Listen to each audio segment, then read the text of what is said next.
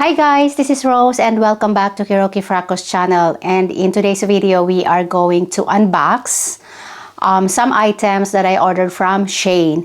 This is ordered randomly. I ordered clothes, shoes, one bag, and I think I ordered some accessories. So without further ado, let's start with our shoes.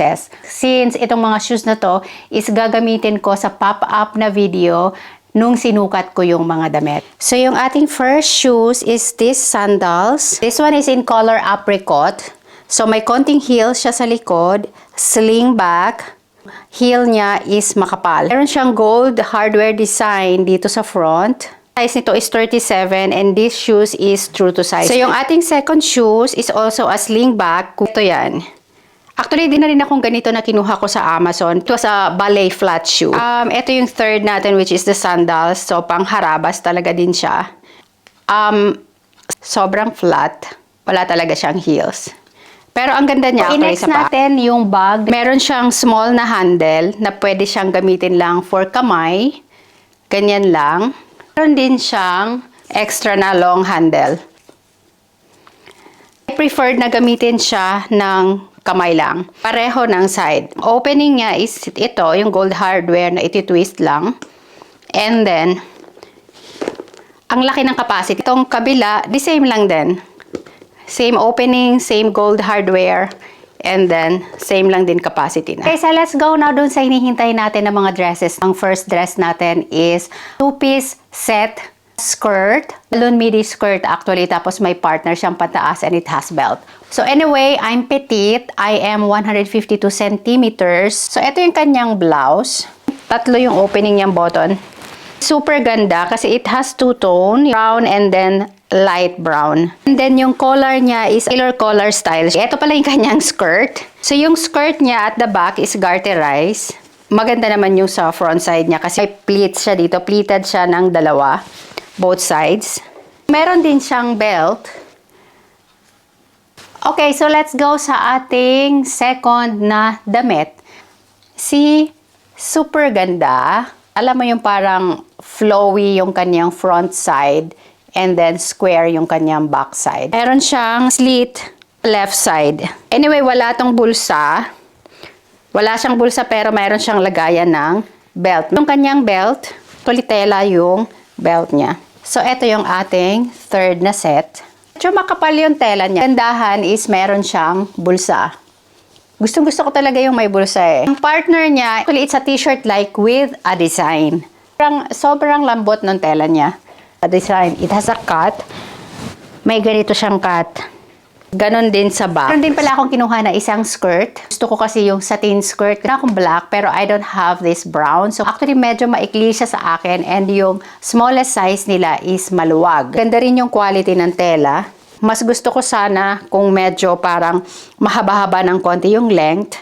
Medyo may shape yung waistline. Pero ito, it seems like na A-line na medyo diretso siya. Sunod natin item is super ganda siya. Ang vacation actually. You can wear it with sandals, you can wear it with anything. Meron siyang braided na tali. Ilagayan din siya ng belt. Maganda sana kung merong bulsa. Yung haba niya is tama lang. Has lining. So, double line siya, which is also malambot. Anyway, yung last item natin, guys, sa clothes is this jumper. Ang material niya is malambot, pero yung color niya is nahahawig sa maong. Pero hindi siya maong. Sleeveless, may collar, may button siya from up hanggang dun sa may bewang. And then after, zipper na siya. Yung model na to is napaka wide leg.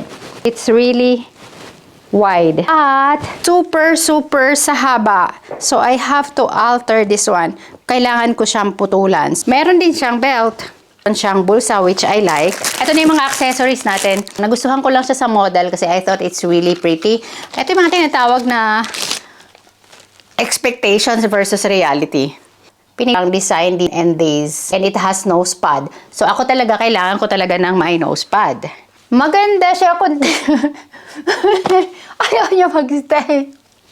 This one is super haba. Tingnan nyo, guys. Tingnan nyo kung gaano kahaba sa likod. Maganda siya kung tutuusin, regardless doon sa quality. Maganda yung design. Pero, Siguro dahil wala akong ilong. Maybe because, most probably, nakakalungkot na ako gamit. Ayan. Siguro pang ganito, headband. Ayan. Okay.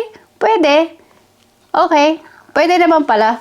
So anyway, eto yung isa na parang nagandahan ako sa earring na to. Wait. Sa packaging, isang plastic ng Shein, nilagay lahat doon, tapos tinaypan, tapos hinulog lang itong mga to without any support. So, hindi man lang lahat ng accessories nilagay sa isang box para hindi masira. Luktot siya. Pero syempre, hindi ko naman pagkakaabalahang magreklamo pa nito. Of course, ito yung suot ko. Super pretty. Dito nagustuhan ko to. Alam mo yung structured, big siya, pero magaang. It's like plastic. This one is square, corrugated. Yun, silver color siya. Walang sira.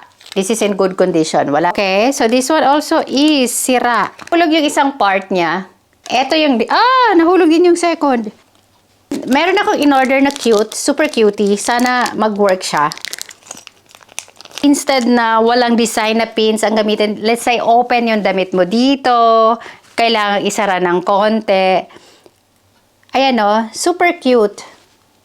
I wanted red belt. So, kumuha ako ng belt. Kinuha ko siya in burgundy color kasi kita ko kung bakit ko gusto ng red. Ang size pala nito is size 70. Oh wow, wala akong butas. Oh wow, no. So, ganun pala siya. So, kailangan siya lagyan ng extra butas, guys. Kasi wala siyang butas doon. At hanggang, oh no, yan. Pero yan, nagkakaroon ng konting definition yung outfit mo. Pop-up color na tinatawag. So, yan guys, yung ating video for today. And yung mga code ng items, i-pop up ko sa screen. Kung hindi ako nagkapag-pop up sa screen, kindly check doon sa description box below kasi most probably doon ko siya ilalagay. Thank you for being with me. Thank you for watching my video. And see you soon. There are a lots of outfits coming. See you. Alam.